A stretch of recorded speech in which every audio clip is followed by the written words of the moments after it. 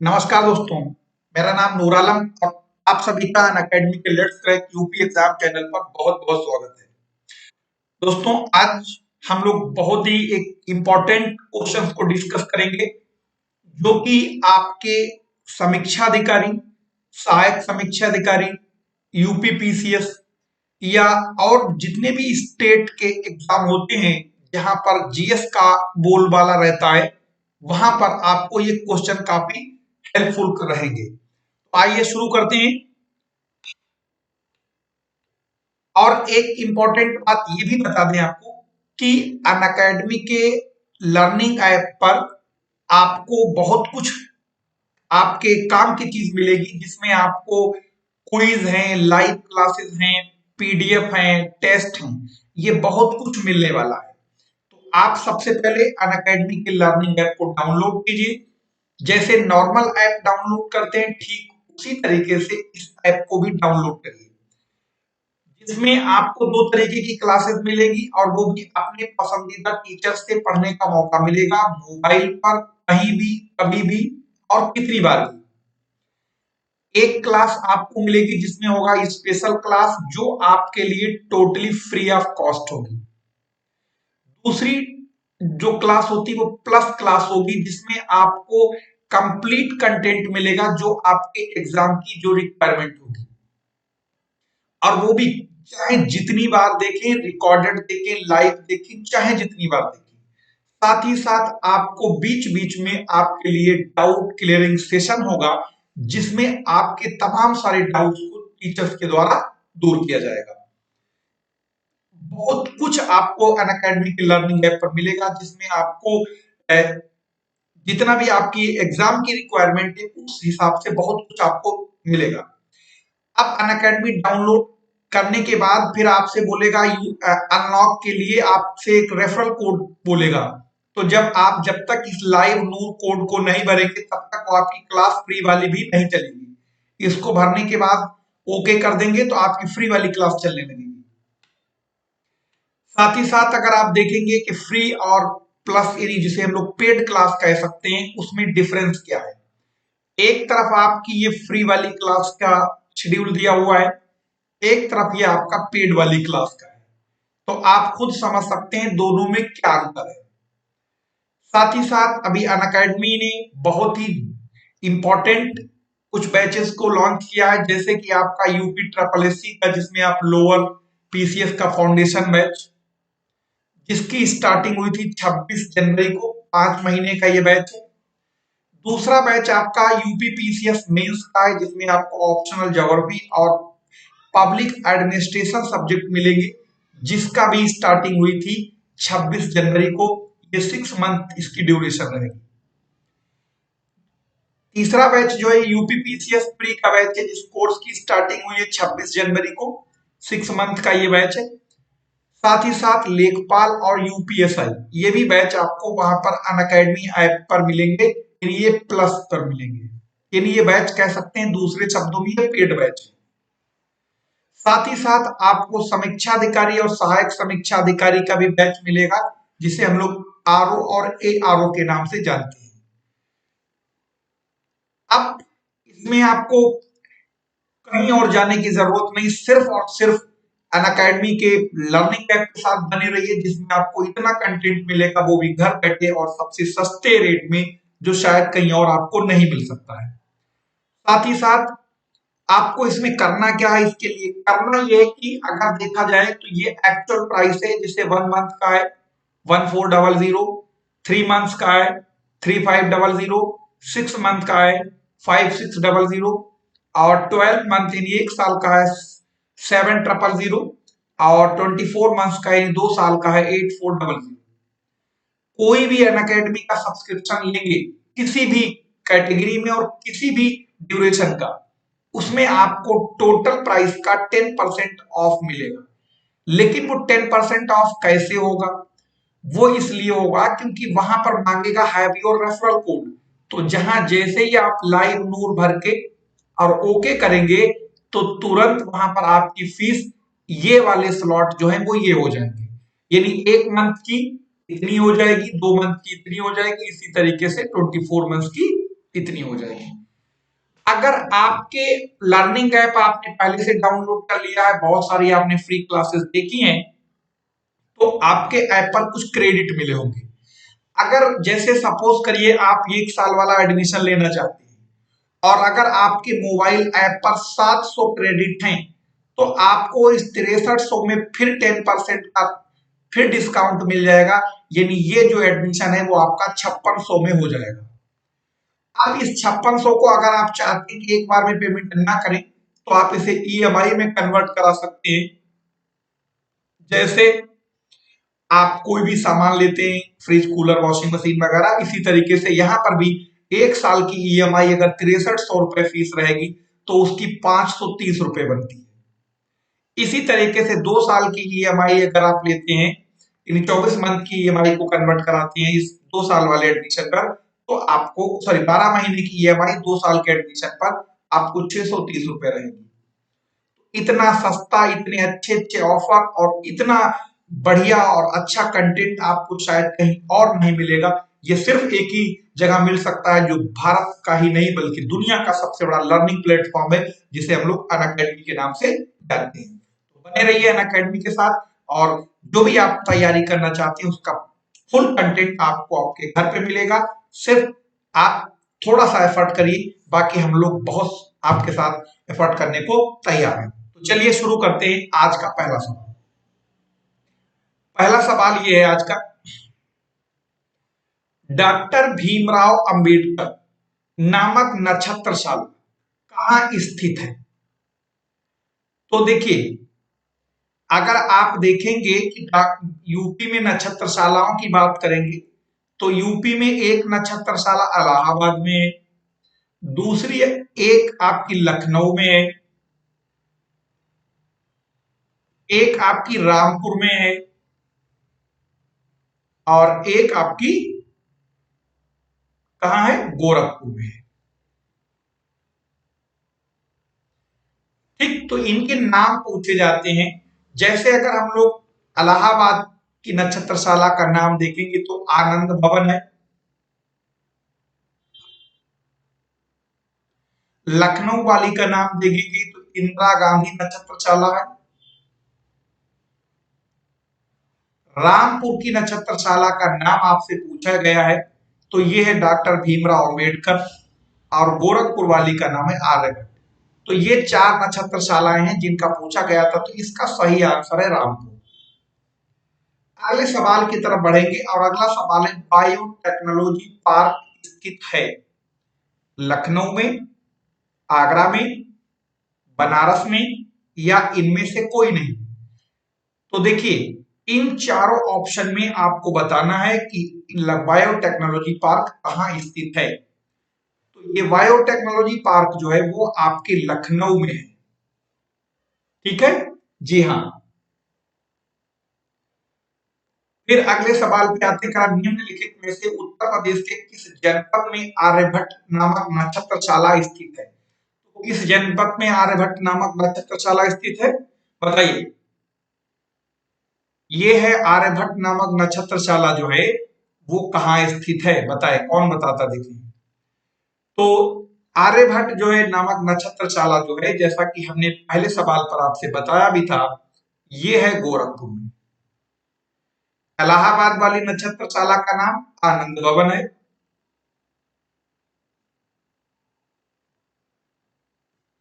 लखनऊ वाली का नाम इंदिरा गांधी है,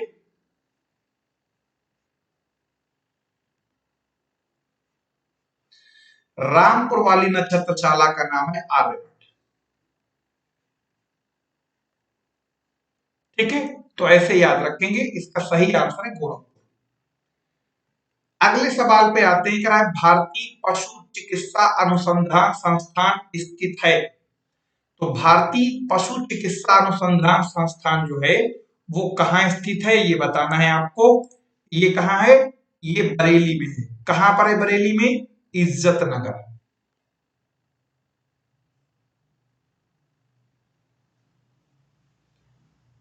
अगले सवाल पे आते हैं, कह रहा है कि भारतीय साग सब्जी संस्थान स्थित है। तो भारतीय साग सब्जी संस्थान जो है वो कहाँ स्थित है?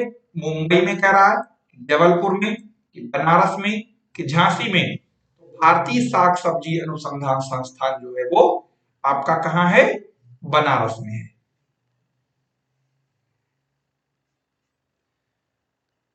निम्नलिखित में से किस शहर में जैव प्रौद्योगिकी पार्क स्थित है? आगरा में, लखनऊ में, बनारस में या गोरखपुर में? तो याद रखना, बायोटेक्नोलॉजी पार्क जो है वो आपका, जैसे पहले बताया था हमने आपको, ये लखनऊ में है।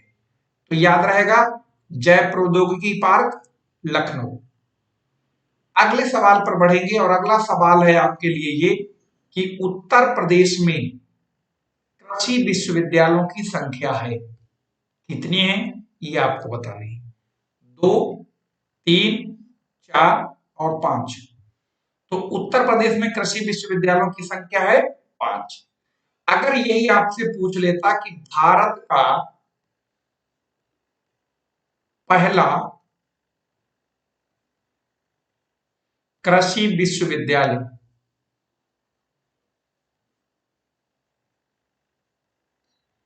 तो याद रखना ये है आपका पंतनगर। ये जो है वर्तमान में उत्तराखंड में है। पहले ये उत्तर प्रदेश में हुआ करता था। गोविंद बल्लभ पंत के नाम पर इसका नाम रखा गया। उत्तर प्रदेश में आईटी सिटी की स्थापना की जा रही है। तो आईटी सिटी की स्थापना उत्तर प्रदेश में कहां की जा रही है? बताएं। इलाहाबाद में, कानपुर में, लखनऊ में या बनारस में? कहां की जा रही है?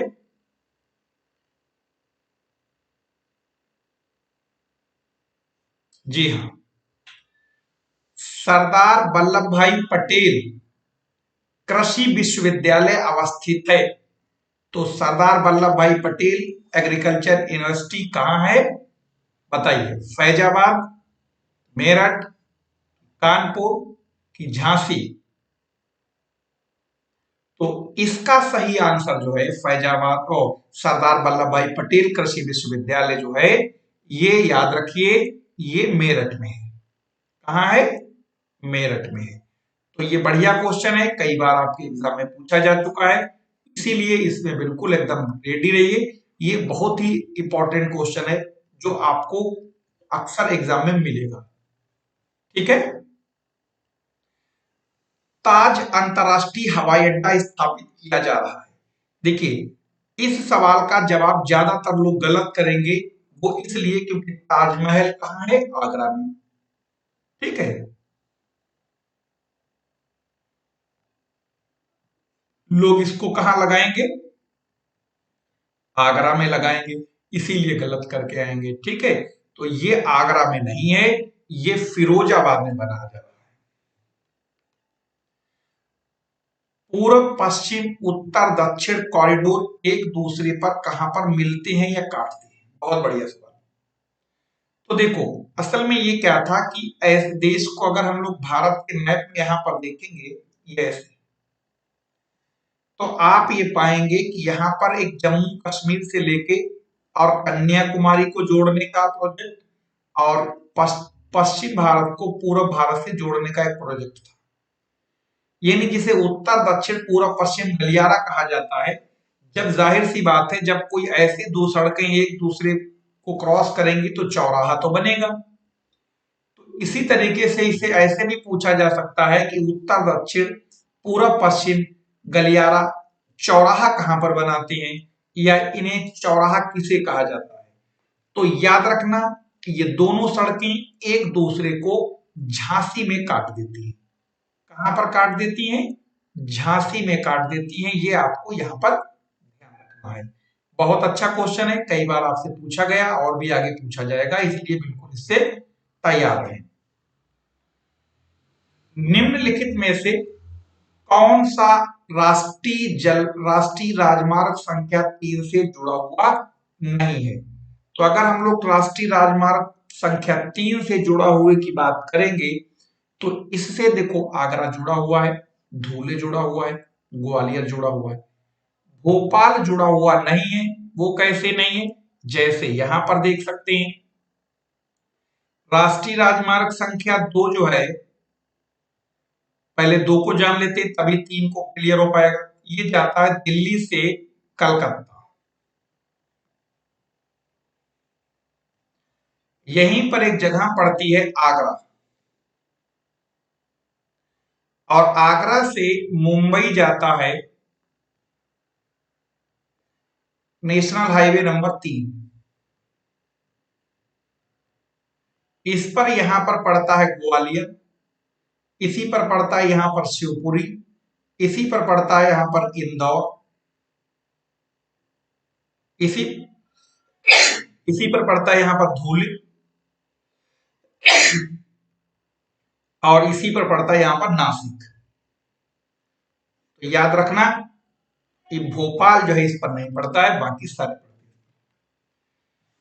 डीजल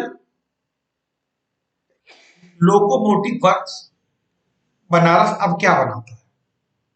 देखो, डीजल लोकोमोटिव वर्क जो है, जिसे डीएलडब्ल्यू कहा जाता है, ये बनाता क्या है? ये पहले डीजल इंजन बनाता था, तो लेकिन अब जो है ये डीजल इंजन और बिजली के इंजन दोनों बनाता है। ठीक है। और वैसे बिजली के इंजन का और कहां बनते हैं?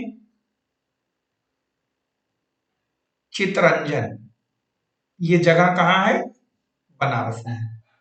और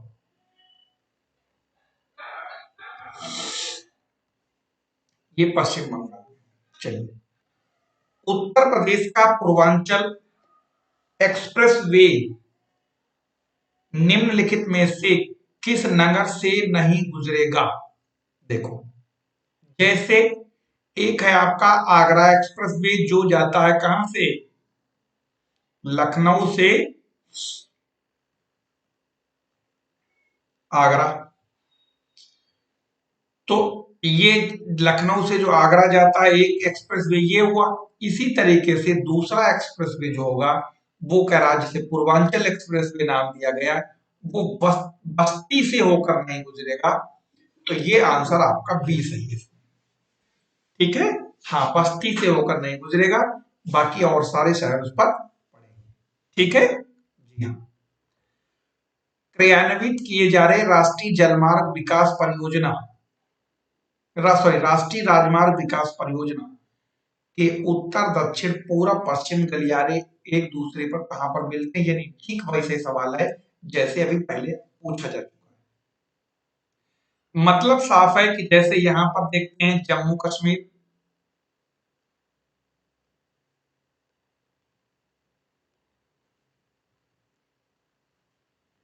जम्मू कश्मीर से लेके ये जाता है कन्याकुमारी, यानी श्रीनगर से कन्याकुमारी,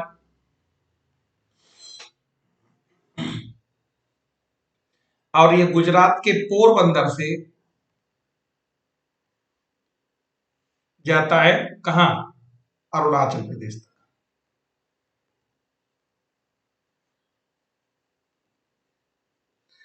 तो जब ये जाएंगे तो जाहिर सी बात है कहीं न कहीं काटेंगे। तो जो ये काटते हैं उनका जगह पूछ रहा है कहां पर काटते हैं, तो याद रखना ये आपस में झांसी में काटते हैं।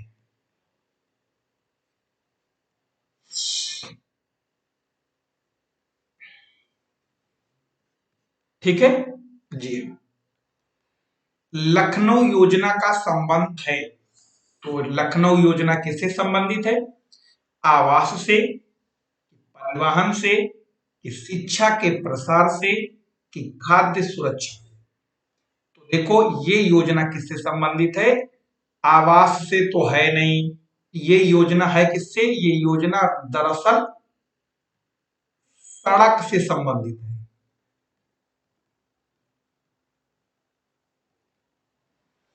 तो सड़क से संबंध होने के कारण इसका आंसर बी सही होगा, यानी परिवहन। ठीक है जी। भारत के किस राज्य में प्रदेश राजमार्ग की लंबाई सबसे अधिक है? यानी कि अगर आप देखते हैं, एक आपके होते हैं नेशनल हाईवे, दूसरे होते हैं स्टेट हाईवे, तीसरे होते हैं आपके लिंक रोड। तो ये पूछ रहा है जो स्टेट हाईवे हैं, जिनके किनारे पत्थर जो सड़क के कड़ा होता है, उसके ऊपर का हिस्सा जो है वो ग्रीन होता है, हरा होता है। तो ये अगर देखा जाएगा तो सबसे ज्यादा महाराष्ट्र में है। और पूरे भारत में सबसे ज्यादा सड़कों की लंबाई भी कहाँ है, सबसे ज्यादा लंबी सड़कें भी ओवरऑल कहाँ है,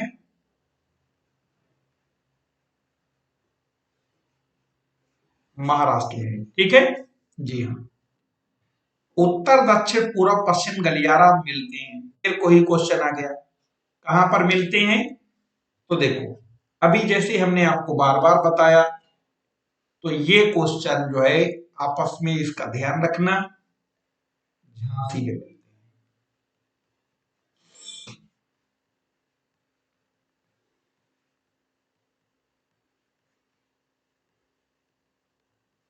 ठीक है, जी हाँ। अगला सवाल ये कि उत्तर प्रदेश का कौन सा नगर राष्ट्रीय राजमार्ग 2 से नहीं जोड़ा जाता है। तो उत्तर प्रदेश का कौन सा नगर राष्ट्रीय राजमार्ग से नहीं जोड़ा जाता है, जैसे कि हमने पहले बताया था कि राष्ट्रीय राजमार्ग जो 2 है वो दिल्ली से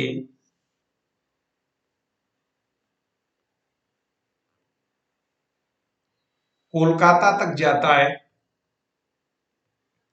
और इस पर यूपी के शहर जो पड़ते हैं उनमें जैसे मथुरा है, इसी पर आपका आगरा है, इसी पर आपका कानपुर है, इसी पर इलाहाबाद है, इसी पर आपका बनारस है, इसी पर आपका मिर्जापुर है, इसी तरीके से ये चला जाता है। तो यहाँ पर देखो, इस पर आगरा भी पड़ रहा है, बनारस भी पड़ रहा है, इलाहाबाद भी पड़ रहा है। लखनऊ जो है वो NH-24 जो है, जो लखनऊ को दिल्ली से जोड़ता है, एक तो उस पर भी पड़ता है। ठीक है, तो ये आंसर लखनऊ गलत है, ये नहीं पड़ता।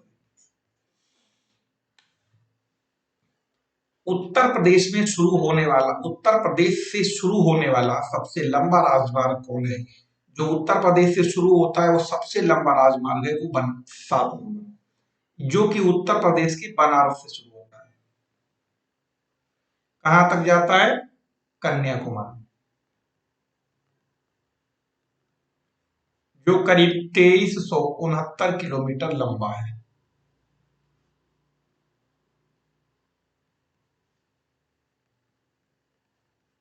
ठीक, जी हाँ।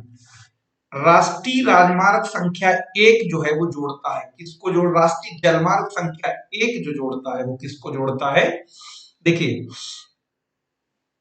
गंगा नदी में, ये गंगा नदी है, ये गंगा नदी है, गंगा नदी में इलाहाबाद से लेके, ये मान लो इलाहाबाद है, एक बंगाल में जगह पड़ती है हल्दिया तक, नेशनल वाटरवे नंबर 1 जो है विकसित किया गया, किस नदी में विकसित किया गया, गंगा में। और कौन सा, ये भारत का सबसे पहला और सबसे लंबा। ठीक है, तो इसका सही आंसर क्या होगा, इलाहाबाद। निम्नलिखित में से कौन सा सुमेलित नहीं है। देखिए, यहां पर अगर आप देखोगे निम्नलिखित में से कौन सा सुमेलित नहीं जो पूछा गया है, एक तरफ ये क्या है, ये शहरों के नाम है, ये 4 हवाई अड्डे दिए गए हैं,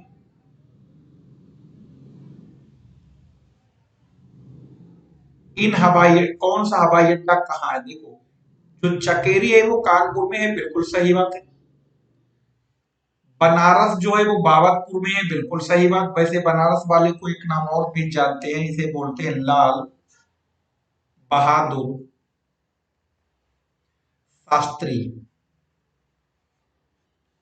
लखनऊ वाले को अमौसी, या इसको एक नाम इसका और बदल के अब कर दिया गया है चौधरी चरण सिंह अंतर्राष्ट्रीय हवाई अड्डा।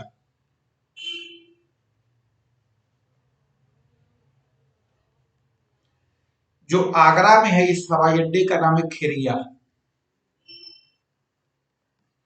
फुर्सतगंज जो पूछा गया है ये रायबरेली में है।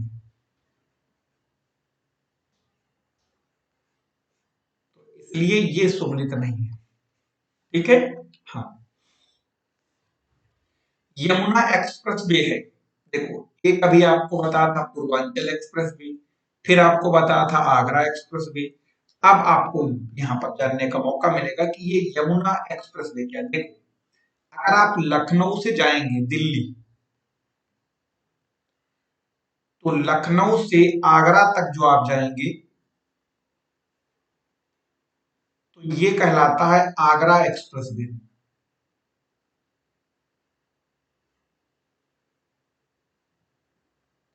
आगरा से जो दिल्ली तक जाता है वो कहलाता है यमुना एक्सप्रेस वे। तो यमुना एक्सप्रेस वे लगभग 165 किलोमीटर लंबा है और ये लगभग 309 किलोमीटर लंबा है। ठीक, तो एक दूसरे से कनेक्टेड भी है, लेकिन ये ज्यादा अच्छा है। तो आगर यमुना एक्सप्रेस वे है वो जाता है आगरा से ग्रेटर नोएडा जाता है, जो कि या दिल्ली तक आगे जोड़ता है उसे। उत्तर प्रदेश में एक रेल कोच फैक्ट्री की स्थापना की जा रही है। जो स्थापना की जा रही है तो वो कहाँ की जा रही है?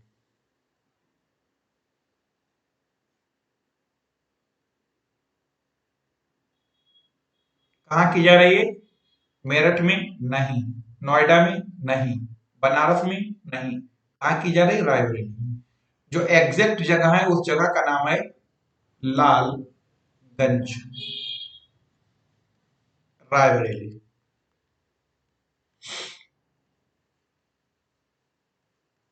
चलिए, यम गंगा यमुना मैदान में नवीन कांप निक्षेपों को क्या कहा जाता है? तो गंगा यमुना के मैदानों में जो नवीन कांप निक्षेप मिलते हैं उनको कहा जाता है क्या? उनको खादर कहा जाता है। याद रखिए, जो जो नई मिट्टी होती है जलोढ़ मिट्टी, उसी को खादर कहते हैं। ये मिट्टी जो है काफी उपजाऊ होती है। ठीक है। हाँ, अगले सवाल पे आते हैं।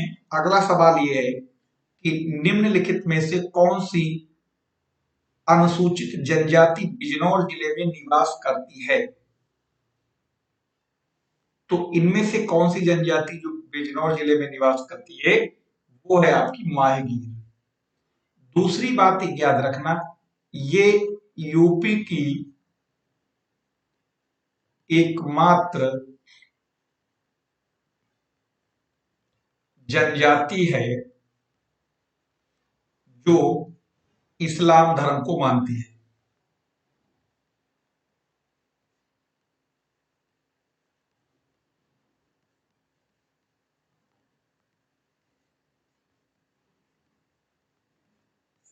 एक, जी हाँ,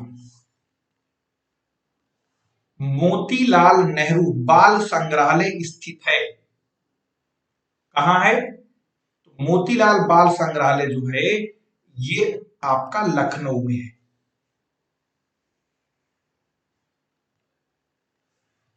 उत्तर प्रदेश की प्रमुख फसल है। कौन सी प्रमुख फसल है उत्तर प्रदेश की? तो जरा देखेंगे, उत्तर प्रदेश की जो प्रमुख फसल है वो कौन सी है? मक्का नहीं, धान नहीं, गन्ना नहीं, कौन सी है? गेहूं है। देखिए, अगर आपसे वो ये कहता कि उत्तर प्रदेश की प्रमुख खाद्यान्न फसल कौन सी है, वो प्रमुख नकदी फसल कौन सी है,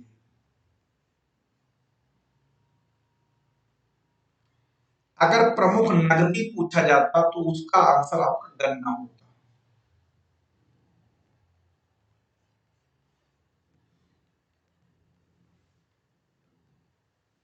कन्हैया लाल माणिक लाल केंद्रीय हिंदी संस्थान केंद्र स्थित है, कहां पर स्थित है? बढ़िया सवाल है, यूपी पीसीएस में कई बार पूछा जा चुका है। आगरा में, बनारस में, गोरखपुर में कि मेरठ में? तो कहां है? आगरा में है। धुरिया लोक नृत्य कहाँ का? अवध का, बुंदेलखंड का, पूर्वांचल का कि रुहेलखंड का? तो ये कहाँ का है?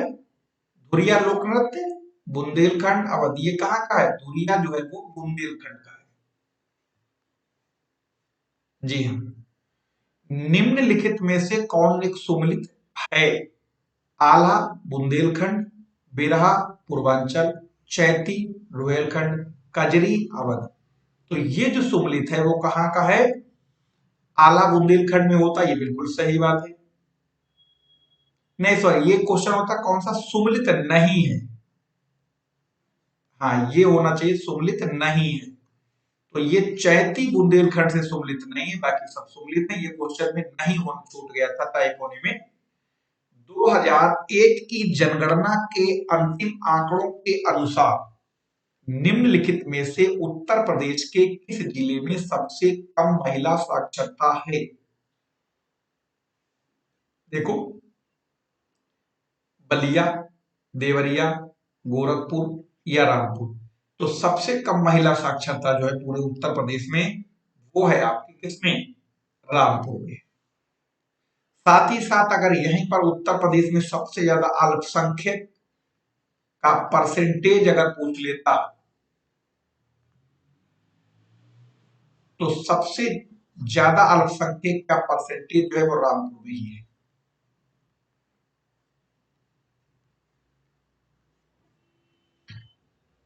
उत्तर प्रदेश के प्रथम राज्यपाल थे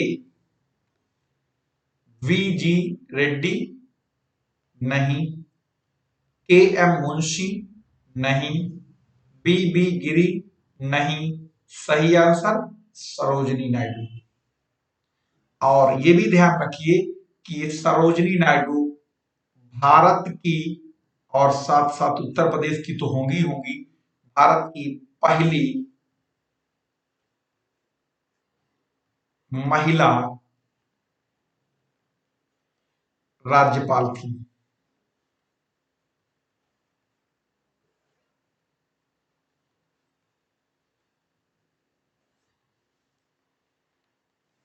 निम्नलिखित में से कौन सा एक विश्व धरोहर स्थल नहीं है? तो कौन सा विश्व धरोहर स्थल नहीं है? आगरा का किला, फतेहपुर सीकरी, ताजमहल की अकबर का मकबरा? बताइए, तो कौन सा नहीं है विश्व धरोहर? तो इनमें लाल आगरा का किला तो बिल्कुल है, फतेहपुर सीकरी भी है, ताजमहल सबसे पहली बार 1939 सॉरी 1983 में विश्व धरोहर सूची में शामिल किया गया। अकबर का मकबरा जो कि सिकंदरा में है, कहाँ है? सिकंदरा में है। और ये सिकंदरा है कहाँ? ये आगरा जिले में है, ये नहीं है। ठीक है। हाँ, अगला सवाल यह है कि निम्नलिखित में से कौन सा उत्तर प्रदेश में बौद्ध परिपथ का भाग नहीं है? बौद्ध परिपथ का भाग नहीं है तो इसमें से ध्यान रखिए, कपिल वस्तु तो बिल्कुल है, कुशीनगर बिल्कुल है, श्रावस्ती बिल्कुल है। बल्कि गौतम बुद्ध ने सबसे ज्यादा उपदेश श्रावस्ती में दिए थे।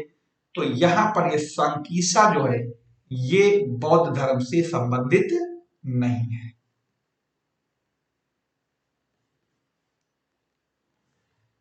इनमें से कौन सा सुमेलित नहीं है? अगर हम सुमेलित नहीं है ढूंढेंगे, यानी बिठूर जो है वो गंगा के किनारे है, बिल्कुल सही बात है। गोरखपुर राप्ती के किनारे है, बिल्कुल सही बात है। राप्ती जो है ये घाघरा की सहायक नदी है।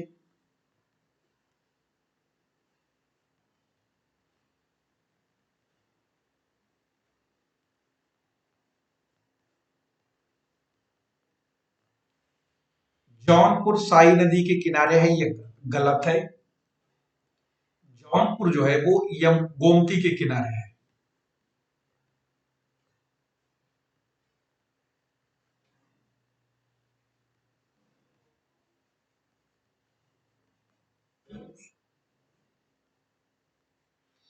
कौशाम्बी यमुना के किनारे, ये बात भी सही। तो सही यानी सुमिलित नहीं, ये नहीं सुमिलित है। टोपरा तथा मेरठ के अशोक स्तंभ लेखों को दिल्ली में किसने लाया था? यानी टोपरा और मेरठ के जो अशोक स्तंभ थे वो दिल्ली ले जाने का काम किया था फिरोज शाह तुगलक ने, जिसे दिल्ली सल्तनत का अकबर कहा जाता है।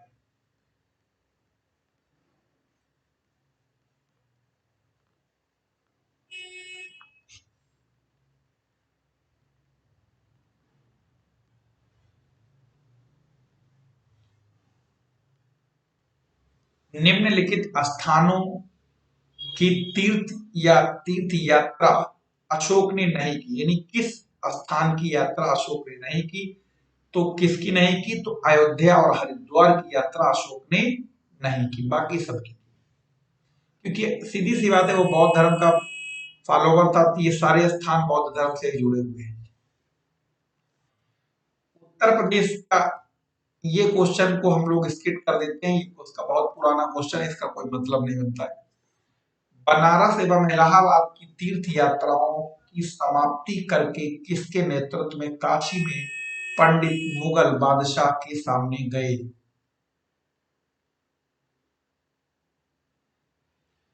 कौन गए?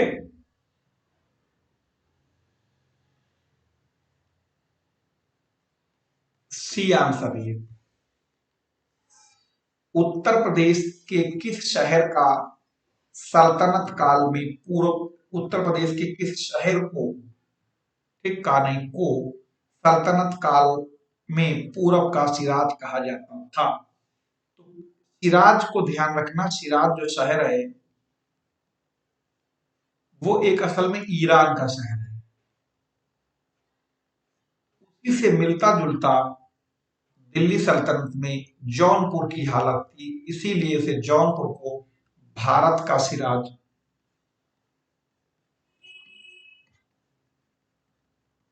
या यूपी का सिराज कहा जाता है।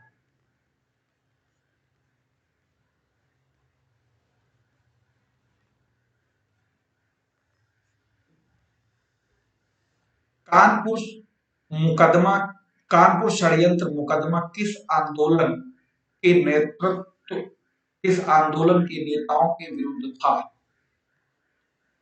खिलाफत आंदोलन के, असहयोग आंदोलन के, इस साम्यवादी आंदोलन के? किसके विरुद्ध था? तो ये साम्यवादी आंदोलन के विरुद्ध। निम्नलिखित में से कौन राष्ट्रीय राजमार्ग संख्या 3 से जुड़ा नहीं है? जैसा हमने पहले आपको ये बताया, इस सवाल का आंसर पहले भी एक क्वेश्चन आ चुका है, इसका आंसर भोपाल से। ये जुड़ा हुआ है, ये जुड़ा हुआ है, ये भी जुड़ा हुआ है। जीटी रोड नहीं गुजरता है, कहां से नहीं गुजरता है? ये सबसे गुजरता है, यहां से नहीं गुजरता। उत्तर प्रदेश में किसान वही योजना को कब लागू किया गया था? तो किसान वही मतलब उस किसान की जमीन का टोटल उसमें लेखा जोखा होता है, तो ये 92 में लॉन्च की गई, 92 में। बांदा जनपद के पाठा क्षेत्र का मुख्य निवासी है, कौन है? खिरिया, खरवार, कोल या भील? तो बांदा एक बुंदेलखंड का जिला है, और बुंदेलखंड क्षेत्र में एक जनजाति पाई जाती है जिसे खरवार कहा जाता है, ठीक है। और बांदा जो है वो एक नदी है, केन, केन नदी के किनारे बसा हुआ है। और केन नदी किसकी सहायक नदी है? यमुना की।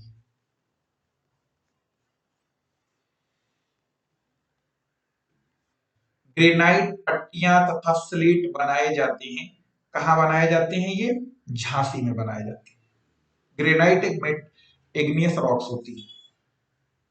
किस नगर को प्रदूषण करने वाले उद्योगों को प्राकृतिक गैस आधारित प्रौद्योगिकी में सर्वोच्च न्यायालय के आदेशानुसार परिवर्तित करना होगा? तो इसे किसे परिवर्तित करना होगा? आगरा को। उत्तर प्रदेश में विक्रय अधिशेष अधिकतम है, किसका है सबसे ज्यादा? गेहूं का। उत्तर प्रदेश में उगाई गई निम्नलिखित फसलों में न्यूनतम अवधि की फसल कौन सी? देखिए, अगर आप देखेंगे न्यूनतम यानी सबसे कम समय में जो फसल तैयार हो जाती है यूपी की, पक्के वो है आपकी मूंग। लगभग 42 डेज में ये तैयार हो जाती है, सबसे कम उम्र टाइम में। और इसकी अगर हम लोग ये वैरायटी देखें तो ये जायद की फसल है।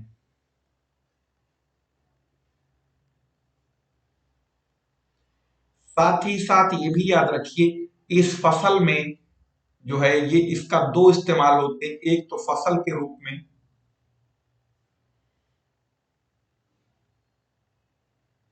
दूसरा इसका प्रयोग होता है हरी खाद के रूप में।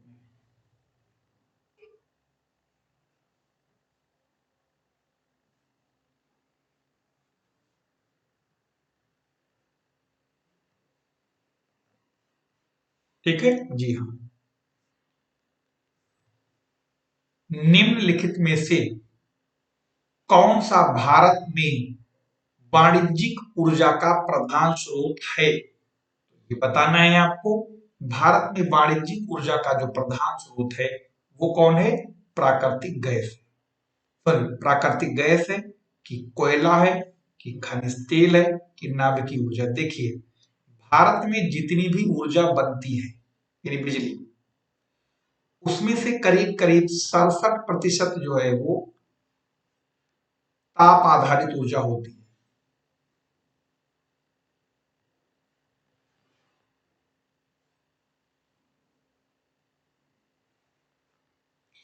अब इस 67% में जो ताप आधारित ऊर्जा होती है, तो जितनी भी आपकी ये दिया गया ये सब आपकी थर्मल एनर्जी ही है।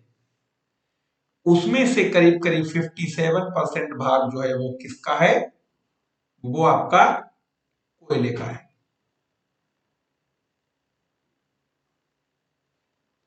तो अगर सबसे ज्यादा किसी का रोल रहता है तो वो कोयले का रहता है। कोरी निवेशिका जिसे हम लोग कोरी क्रीक कहते हैं, वो किस पर आधारित, किस पर स्थित है? कच्छ की खाड़ी में, खंभात की खाड़ी में, कच्छ के लिटिल रन में या कच्छ के? तो कोरी क्रीक जो है वो कच्छ के लिटिल रन में है। ठीक है, सर क्रीक कोरी क्रीक का नाम। सेतु समुद्रम परियोजना, सेतु समुद्रम परियोजना जिन्हें जोड़ती है वे हैं, क्या हैं वे? तो देखो, सेतु समुद्रम परियोजना के बारे में अगर हम लोग देखें तो ये किसको जोड़ती है, तो ध्यान से सुनिए। वो किसको जोड़ती है? पाक की खाड़ी को पाक जल संधि से, कुमारी अंतरीप और मन्नार की खाड़ी, मन्नार की खाड़ी और पाक की खाड़ी, पाक की खाड़ी और बंगाल की खाड़ी। तो ये जोड़ती है जो है पाक की खाड़ी को किससे? मन्नार की खाड़ी से। इसकी लोकेशन अगर आप देखेंगे तो ऐसी है।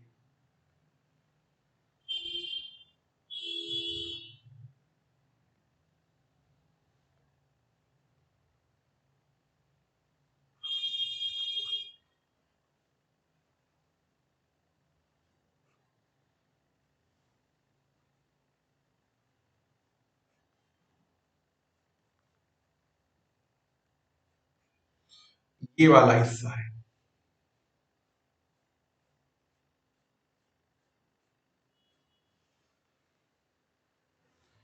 दक्षिण एशिया का सबसे घना बसा देश, अगर आप साउथ एशिया में, दक्षिण एशिया में जिसे एक नाम और दिया जाता है जिसे सार्क कहते हैं, इस संगठन की स्थापना 1985 में हुई थी, ढाका में हुई थी।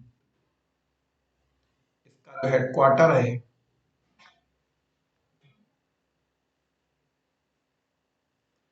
वो कहाँ है? काठमांडू में। तो ये जो है, इसमें 8 देश हैं।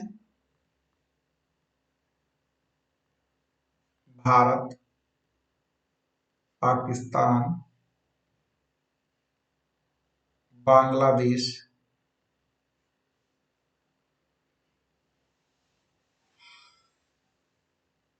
नेपाल, भूटान, श्रीलंका, मालदीव और अफगानिस्तान। सबसे घना बसा शहर जो देश है वो है बांग्लादेश। ओजोन परत मुख्यतः कहाँ पाई जाती है? ट्रोपोस्फियर, जिसे हम लोग क्या बोलते हैं, क्षोभ मंडल।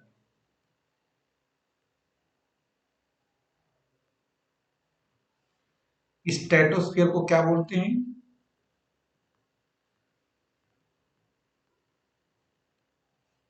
समताप मंडल। इसे क्या बोलते हैं?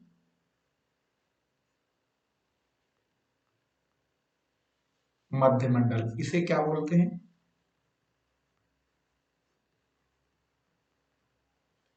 आयन मंडल बोलते हैं।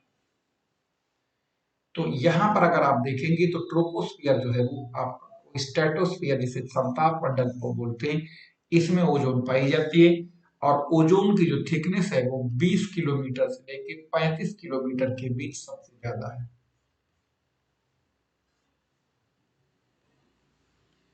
जनसंख्या वृद्धि का सर्वाधिक प्रतिशत किस महाद्वीप में देखने को मिलता है?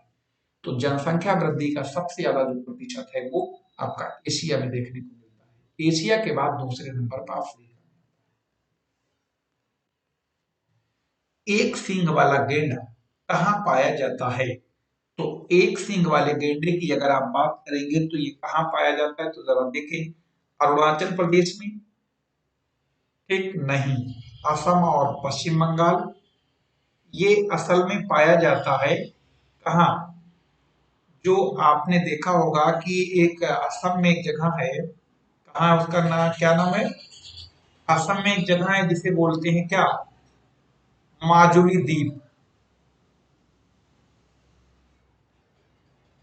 ये जो द्वीप है ये संसार में नदी द्वारा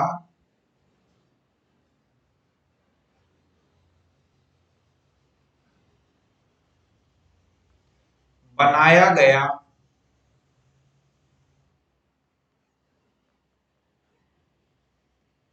सबसे बड़ा द्वीप है। इसी के ऊपर एक सींग वाला गैंडा पाया जाता है जो इन दोनों राज्यों में मिलता है। ठीक है। हाँ। नागार्जुन सागर परियोजना किस नदी पर अवस्थित है? यानी नागार्जुन सागर एक डैम है। पूछ रहा है ये किस नदी पर है, जिस नदी पर है उसका नाम आपको बताना है। तो ये है भद्रा नदी पर, जो कि तुंगभद्रा मिलके बनती।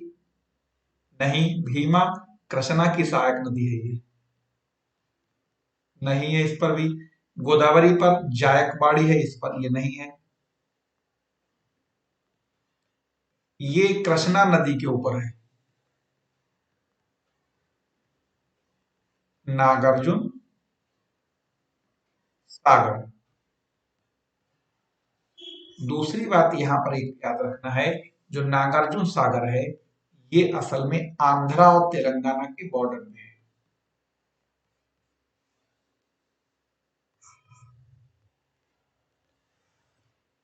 पारादीप होना चाहिए था, वो प्रदीप लिखा हुआ है। पारादीप बंदरगाह कहाँ स्थित है? याद रखना, पारादीप जो है ये भारत का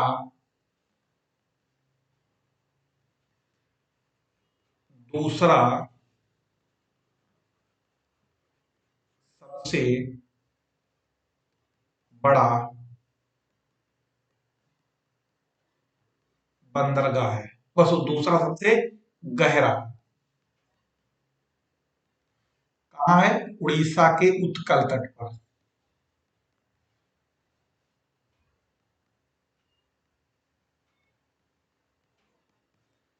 तो सही आंसर क्या होगा? उड़ीसा। कोरल रीफ या जीवाश्म पट्टी कहाँ पाई जाती है? 180 से ऊपर शीतोष्ण जलवायु क्षेत्रों में। गलत बात, पूरी तरीके से गलत है। कर्क और मकर रेखा के बीच तटीय क्षेत्रों में पाई जाती है। असल में कोरल जो है वो एक सागरीय जीव है।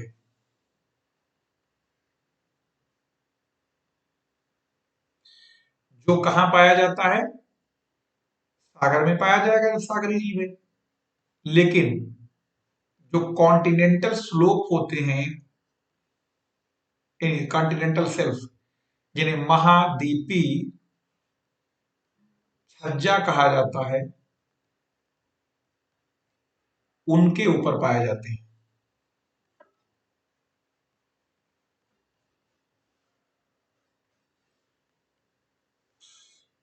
बुक्सा जो है बाघ परियोजना किस राज्य में स्थित है? बताइए कहाँ है? मध्य प्रदेश में, पश्चिम बंगाल में, राजस्थान में कि गुजरात में? तो ये जो है वो आपकी पश्चिम बंगाल में है।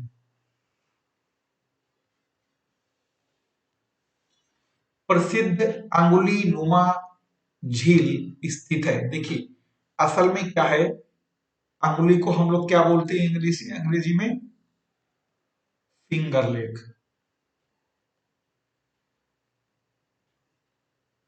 ठीक। हाँ।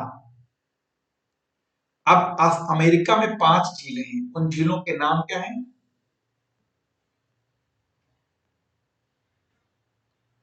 होम्स, इसका मतलब होता है ह्यूरॉन। ठीक है।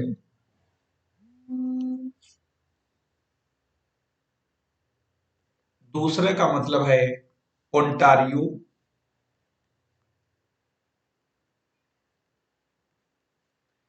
फिर इसका मतलब होता है मिशिगन। इसका मतलब होता है इरी। और इसका मतलब होता है सुपीरियर।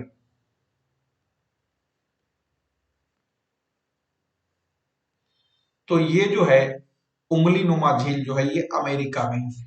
और ये जितनी भी फिंगर लेग्स आपने लिखा है ये आपकी अमेरिका और कनाडा की सीमा पर है। लेकिन इसमें जो एक झील है जिस पर बराबर सवाल पूछा जाता है वो है जो मिशिगन झील है। ये झील सिर्फ अमेरिका में आती है। और इसी मिशिगन झील के किनारे आपका एक शहर पड़ता है जिसे हम लोग शिकागो कहते हैं। और शिकागो में विश्व की सबसे बड़ी मांस मंडी है।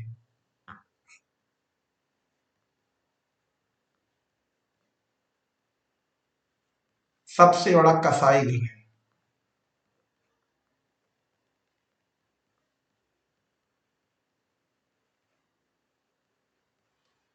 ठीक है।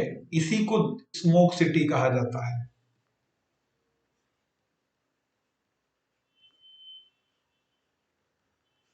जी हाँ। किस महाद्वीप में एटलस पर्वत स्थित है? तो एटलस पर्वत एशिया में नहीं है, यूरोप में यहाँ नहीं है, ऑस्ट्रेलिया में यहाँ नहीं है। असल में जो एटलस पर्वत है एक नवीन वलित पर्वत है।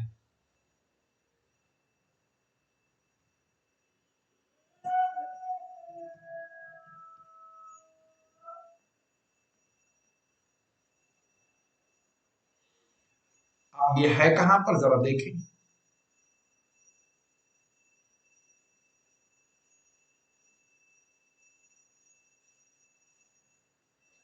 ये हिस्से में यहां पर आता है जो कि अल्जीरिया और ट्यूनेशिया, मोरक्को और अल्जीरिया उसमें आता है, पश्चिमी सहारा यहां पर आता है। गोबी मरुस्थल किस देश में स्थित है? तो देखो इस पर काफी इंपॉर्टेंट क्वेश्चन है।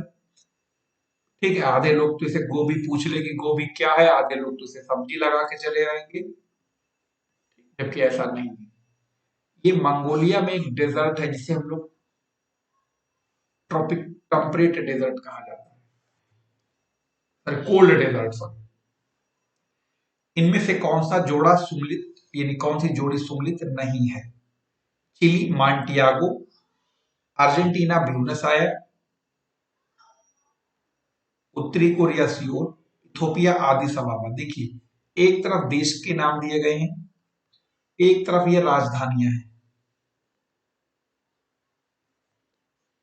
तो इनमें मिलान करना है। जो राजधानी है सेंटियागो है, चिली की, मेंटियागो नहीं।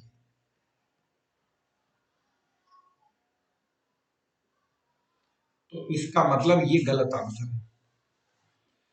हिमालय की श्रेणी कौन सी सबसे प्राचीनतम है, यानी हिमालय पर्वत की कौन सी श्रेणी जो है वो सबसे प्राचीन, तो ये आपको बताना है। हिमालय की जो सबसे प्राचीनतम श्रेणी है वो कौन सी है? शिवालिक नहीं, ये सबसे नई है। ये तो सबसे नई है। धौलाधार ये तो आपका लघु हिमालय का ही पार्ट है। निम्न हिमालय ये भी नहीं। बृहत हिमालय जिसी को हम लोग हिमाद्री हिमालय भी कहते हैं, इसी को।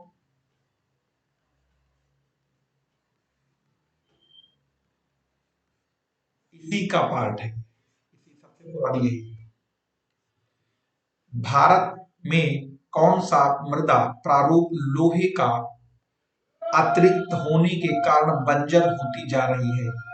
यानी इसमें मतलब यह है कि लोहे की अधिकता के कारण कौन सी मिट्टी बंजर होती चली जा रही है, उसका आंसर आपको यहाँ पर लेटराइट लगाना है।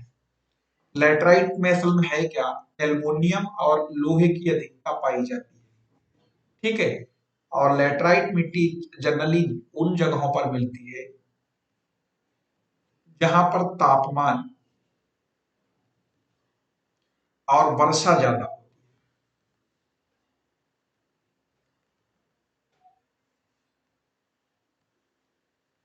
अधिक होती है। जी हाँ। भारत में अपलावी वन कहाँ पाए जाते हैं? अपलावी का मतलब होता है जो पानी में तैरने वाले, यानी जहाँ ज्यादा पानी में जो मिले। तो अपलावी वन मिलेंगे आपको कहाँ? जो आपके कोस्टल एरिया में होते हैं, तटीय क्षेत्रों में। और तटीय क्षेत्रों में कौन से होते हैं आपके? जैसे सुंदरबन। सुंदरबन डेल्टा पर जो वन मिलते हैं इनको मैंग्रोव वन कहा जाता है। इनको मैंग्रोव वन कहा जाता है।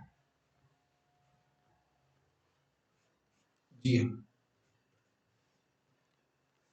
पृथ्वी तल की आयु लगभग कितनी है? यानी पृथ्वी जो है वो कितनी पुरानी है, यानी उसकी एज कितनी है?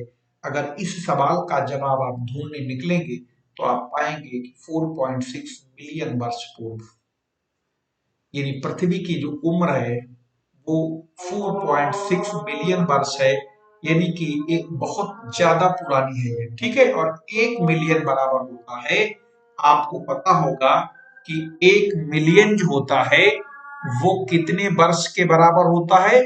10 लाख वर्ष के बराबर होता है।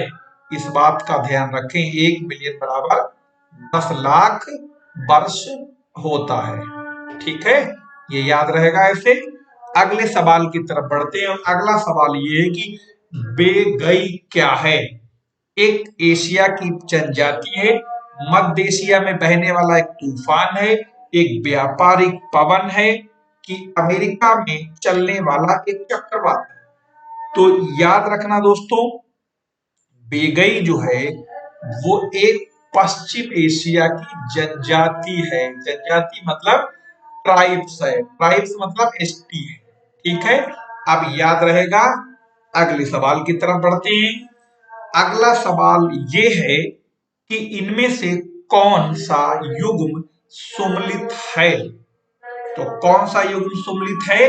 कपिल धारा, जोग प्रपात या शिव समुद्रम?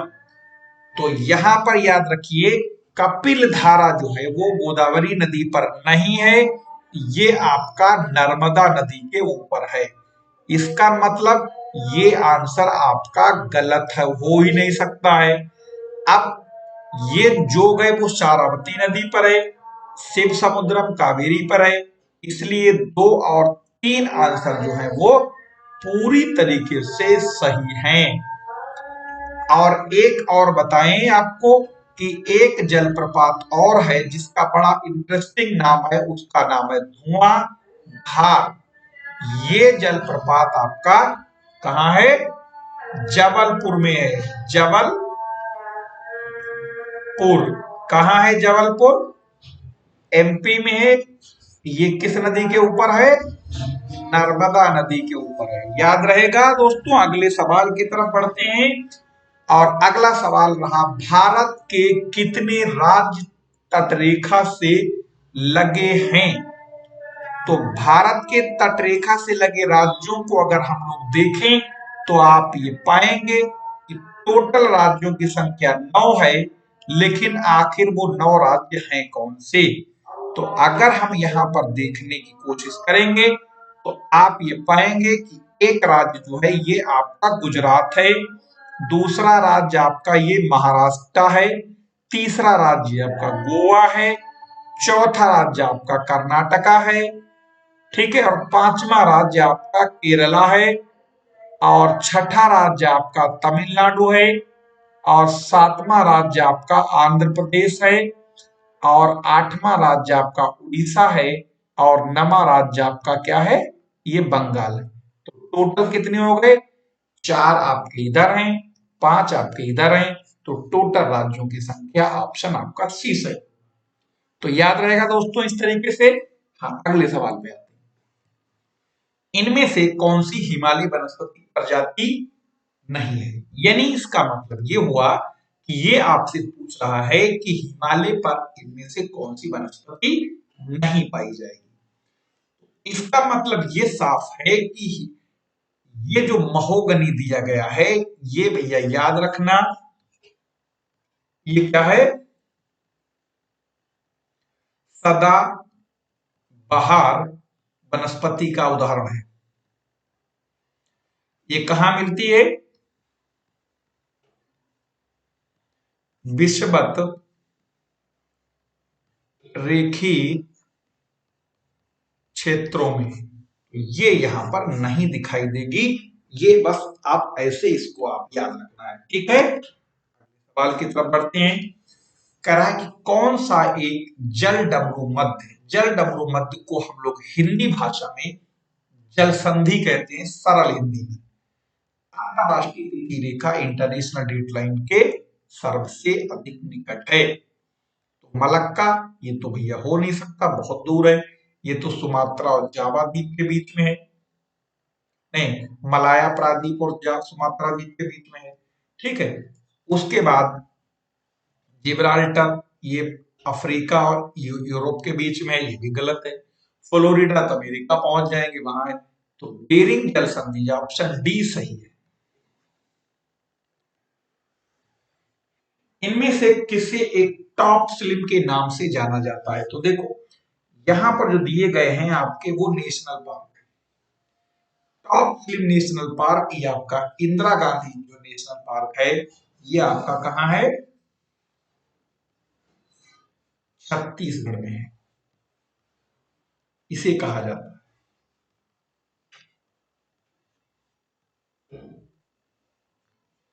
ठीक है। जी हाँ। डिलबर्जिया जनजाति किससे संबंधित है? ये काजू की प्रजाति है। सॉरी सॉरी, काजू नहीं, शीशम की प्रजाति। जल डमरू मध्य से निकली वो निकाली गई सुरंग यूनाइटेड किंगडम और फ्रांस को जोड़ती है। तो किसको जोड़ती है? ये है आपका डेविस जल संधि, डेनमार्क, डोवर। तो ये डोवर जल संधि असल में इंग्लिश चैनल को वाला जो एरिया है उसके पानी के नीचे नीचे ट्रेन चलती है। राजीव गांधी राष्ट्रीय युवा विकास संस्थान को आप देखेंगे तो ये तमिलनाडु में है। कहाँ है? भारत से उत्तर से दक्षिण की ओर जाते हुए नीचे दी गई निम्नलिखित नदियों का सही क्रम लगाना है आपको। तो ये देखो कौन सा सही क्रम होगा। तो जरा देखें ये सही क्रम कौन कौन सा है। तो यहां पर आप पाएंगे कि अगर इनके सही क्रम की हम लोग बात करें, ठीक है, तो उसमें याद करना सबसे ज्यादा आसान काम याद रखिए, ठीक है।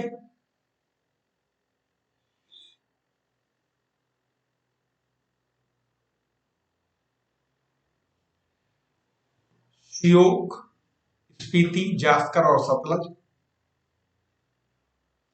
श्योक, जास्कर, स्पीति और सतलज। यानी उत्तर से दक्षिण तरफ में ये आएगा। ठीक। फिर अगला क्वेश्चन ये है कि आप सूर्य की परिक्रमा यानी अपने परिपथ पर सूर्य परिपथ पर परिपथ में पृथ्वी लगभग किस वेग से सूरज के चारों ओर घूम रही है। ठीक, तो लगभग 30 किलोमीटर प्रति किलोमीटर से।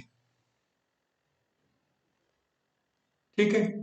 हाँ, अगले सवाल की तरफ चलते हैं। निम्नलिखित में से किस झील को हनीमून झील के नाम से जाना जाता है। इंटरेस्टिंग पॉइंट है। बहुत लोग सोच रहे होंगे कि ये भी कोई झील है। बिल्कुल है। हनीमून झील के नाम से जाना जाता है दक्षिण अमेरिका की टीटीकाका झील, जो कि विश्व में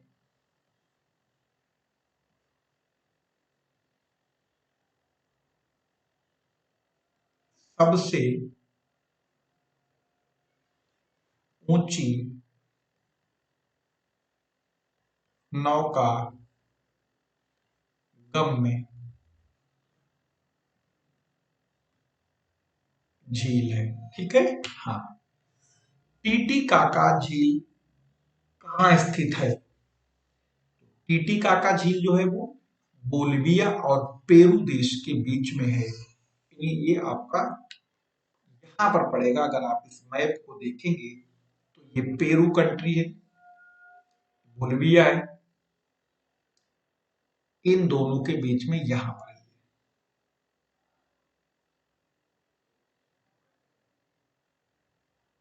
ये।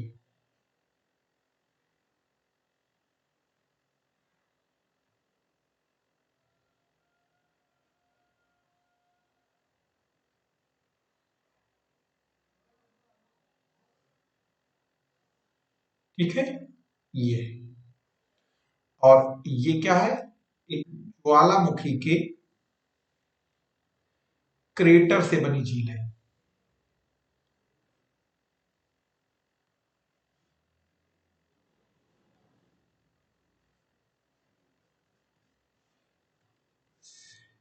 सिद्ध अंगुली नुमा झील क्षेत्र कहाँ स्थित है। फिंगर लेग्स एरिया पूछ रहा है कहाँ है। तो फिंगर लेग्स एरिया जो है वो संयुक्त राज्य अमेरिका, जिसे हम लोग यूनाइटेड स्टेट ऑफ अमेरिका बोलते हैं, वहां पर है। और इसमें 5 झीलें हैं। जैसे एक है आपकी लेक सुपीरियर, जो कि संसार में सबसे बड़ी मीठे पानी की झील कही जाती है।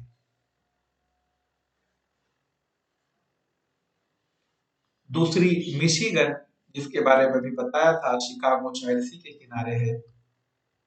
ठीक, इसके बारे में यहाँ पर एक ह्यूरॉन के बारे में भी बता चुके थे। और ह्यूरॉन और सुपीरियर को जोड़ने का काम करती है सू नहर। इसी तरीके से इरी और ओंटारियो झीलें हैं, इनके बीच में एक वाटरफॉल है जिसका बहुत चर्चा रहता है, नियाग्रा।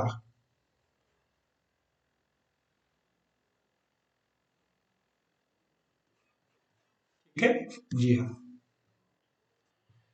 पृथ्वी का सबसे गहरा स्थल कौन सा है। अगर पृथ्वी का सबसे गहरा स्थल देखेंगे तो है वो डेड सी। हालांकि ये झील लिखा है, सागर लिखा जरूर है, लेकिन ये झील है। ठीक है। और अगर सबसे बड़ी झील पूछ लेता तो क्या होता, संसार की सबसे बड़ी झील कौन सा होता, कैस्पियन। किस देश की सीमा कैस्पियन झील से नहीं मिलती है। को हमने बार बार आपसे बताया। यहाँ पर याद रखना है कि ये ऑप्शन थोड़ा सा अ, इसको क्या कर देते हैं, यहाँ पर हम अब आपको सही आंसर लगाना है। इसकी सीमा चीन से नहीं लगती है। देखो कैसे याद रखेंगे, ये कैस्पियन सागर है।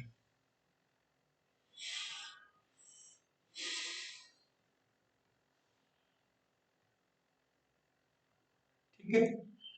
कैस्पियन सागर जो ये देख रहे हैं, इसके एक तरफ तो रूस है, एक तरफ आपका ईरान है।